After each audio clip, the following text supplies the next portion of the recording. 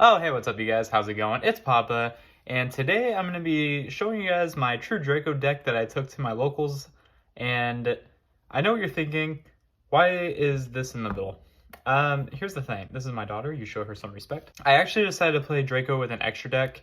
The extra deck is not complete. This was just a last-minute addition, so all these cards in here are just kind of not what you would usually see in a true Draco deck, mainly because you never see an extra deck with a true Draco deck. But I'll show you the list. It went 2 and 2 at my locals, so not a topping deck, but I thought it was different because it's not Phantom Knight, so I know you guys are tired of seeing a Phantom Knight deck. So I wanted to go ahead and show you what I played. So starting off with the main deck, we play the one Dynamite Knight, the True Draco Fighter, arguably the best monster in the deck. Triple copies of, these are not in order. We play 3 copies of Ignis, the second best monster, of course. And then we play 3 copies of Maiden, the True Draco caster. So you definitely want to max out. We're not playing Desires, but you definitely want to play the 7 while you can, because, I mean, don't get me wrong, if we had multiple Dynamite, this would probably be at 2. But since it's not, we have to max out on the 7 because you want to see a true Draco monster. And then the last monster I played was actually Spellbook Magician of Prophecy. I am playing a Spellbook engine in this deck just because I wanted to help with the consistency. True Draco is not exactly the most consistent deck ever since Diagram went to 1, but the dream's still alive. This deck can still compete. It may not be the best deck, but it can still compete with the current meta. Like today, I went against Phantom Knight, lost to that. I played against Virtual World, which I feel like I really could have won. Granted, it was in time, and my opponent was up in life points, but I feel like I had too much advantage to lose that game. And then, then the last deck I played was Phantom Knight, was Trap BA. So decks that I know very well. The VW match I still struggle with a lot. It is my hardest matchup to play against, but I usually end up taking the win over Virtual World, depending on die roll, but that's just how Yu-Gi-Oh is. True Draco, though, can definitely still compete with the format. If anything that this deck was able to show, it did steal a lot of wins. But yeah, that's it for the monsters. For spells, we played 1 Terraforming and the 1 Diagram. Now, I made a mess up.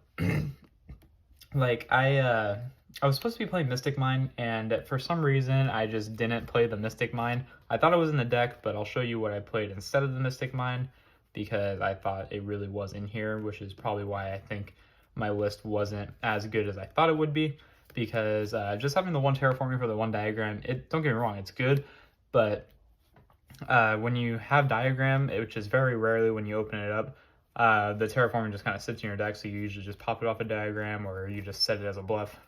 But I wanted to have that Mystic Mine as just like an extra search. I just forgot to put it in. For the Draco spells, 3 Heritage and 3 Disciples. I only cited out the 3rd Disciples like maybe once during the tournament. Other than that, these all stayed in the main deck because I wanted to see my true Draco spells with my monsters, just so that way I had a guaranteed chance of getting them on the board. So I definitely feel like you still have to max out on these cards. 3 Duality. This is debatable. I know a lot of people don't like playing 3 pots. Granted, you could play Desires if you want. It's all just preference. I was playing Desires before I played 3-pot Duality. I was originally just playing 2, but I decided to bump it to 3 because the issue that I had with Desires was I was banishing too many monsters, and by the time that my monsters were gone, then I had literally nothing else to do, and my opponent was just winning, and I didn't want that. So I wanted to make sure I had all my monsters in the main and didn't have a chance of losing them off of a banish. So I just went with 3 Duality, and honestly, it worked out perfectly. The Spellbook cards, we played 2 Secrets and 1 Knowledge.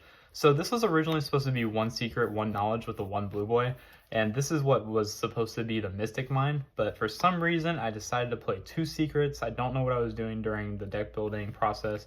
I think if anything, I just forgot and had the cards next to each other and just didn't put it in. I don't know what the case was, but I did play 2 Secrets, 1 Knowledge. It was okay, but the engine actually did get sided out a lot for some cards in the side deck that I'll go ahead and show you when we get to them. 1 Upstart, because you really want to win your game 1. It's kind of an awkward card because a lot of people are playing Droll now because of Tritron. I actually didn't get drolled at all the whole tournament, so that's pretty good. But this is really bad droll bait because then your turn almost ends depending on what the rest of your hand looks like. Into the Void, this was just an extra draw card for your turn 1 when you know you're going first. So if you like draw into it, then it just gets you an extra draw, but you don't want to see it going second, so I would set it out a lot of the time. And then the last spell I played was Card of Demise, because who doesn't like draw 3? For traps, this was the interesting part, I guess. I played 2 Solemn Strike. I didn't like the idea of 3 because I actually main deck 3 copies of Lose One Turn. So Lose One Turn, what it does is a lot of people actually still don't realize how good this card is. But Lose One Turn is that if I control no special summon monsters, then I can flip this, and then any monster that's special summoned the turn is special summon has its effects negated, and then it switches them to defense. So it's basically like a Baguska, except if it's a Link monster, it doesn't have to switch to defense, but it will still get their effects negated. So this card's really broken. I ended up tributing one of these a couple times off of my True Draco cards, because True Draco cards get summoned off of continuous spells and traps. So I did tribute the extra copy of this a lot, and I did side out 1 maybe a couple times, so I don't know if I would play this at 3 again. Maybe 2 would be fine. This card overperformed, 3 Crackdown. This card's really good because you can just like crack down the Zulkin before they summon their Crystal Wing off of VW, or you could just do it to steal BA cards and make it to where they don't get their graveyard effect, and then they just sit on your field looking pretty. But Crackdown's really good. I really like this card a lot, and I definitely think it's a staple in True Draco. 3 Apocalypse and 2 Return. You don't need 3 Return. I know it's at 3 now, but like 3 is just a little bit too much because you can just recycle it off of Disciples. You can activate it from the deck with Dynamite. So I definitely don't think you need 3 of it. And then for my one-up traps, I played Skill Drain and Imperial Order. Imperial Order I never saw. I saw Skill Drain once and it was just game ending. But the Imperial Order, I mean, you don't want to not play this because you can always shut it off with your True Draco cards. So that's it for the main deck. It's a 40 card main deck. Again, I would change out the second secrets for a Mystic Mine if I were to play this deck again. But for the extra deck, I kid you not, I did not summon a single card in this extra deck. This extra deck was basically just useless. I think going forward, I will just take out the extra deck and try to fit Monarchs for Rep. The only problem that I have with Monarchs or Rep is that if I don't have a monster on the field, then it's just a dead set card. So that's why I went with Lose One Turn as opposed to playing Monarchs or Rep, because I wanted to make sure my back row was live. And just if you don't have a Tribute Summon monster, which does happen, then a Rep is just dead. So for the extra deck, we played Last Warrior for Waking the Dragon, Red Eye Dark Dragoon also for Waking the Dragon. A lot of these are just going to be for Waking the Dragon. Scarlet Red Dragon Archfiend also Waking the Dragon, because you do this in time and then your opponent loses. Durendal.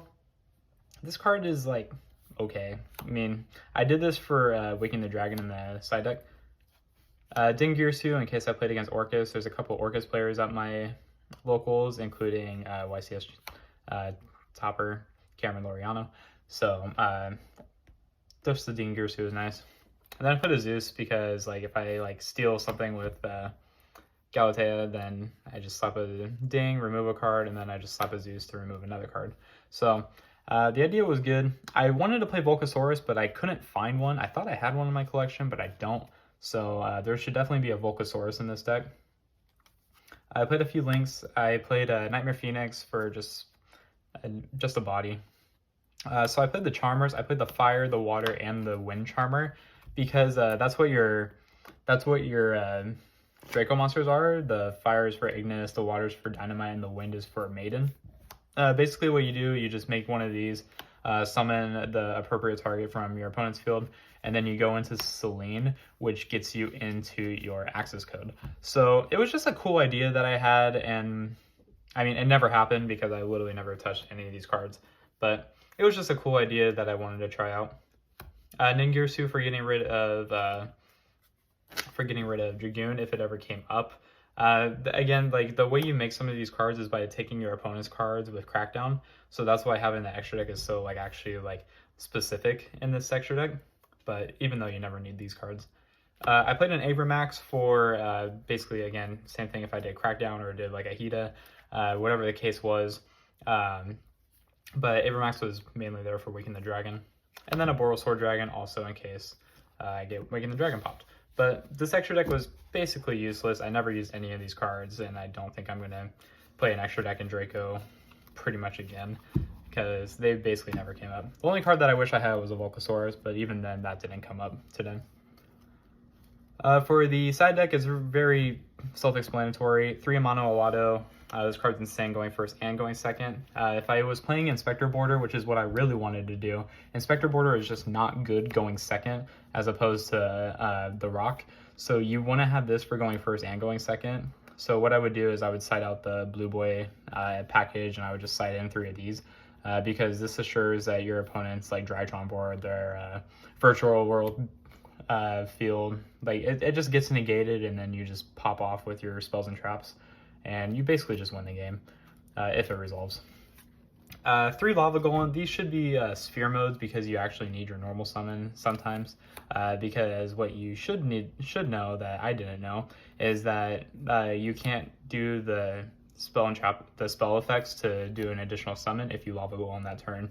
So don't forget that, because I did, and I lost. Feather Duster, 2 Waking the Dragon. I was thinking about 3, but the problem is that like it just never came up.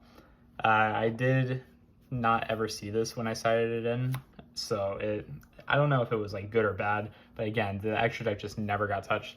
Feather Duster was good because I did play against Trap BA, even though I never saw this.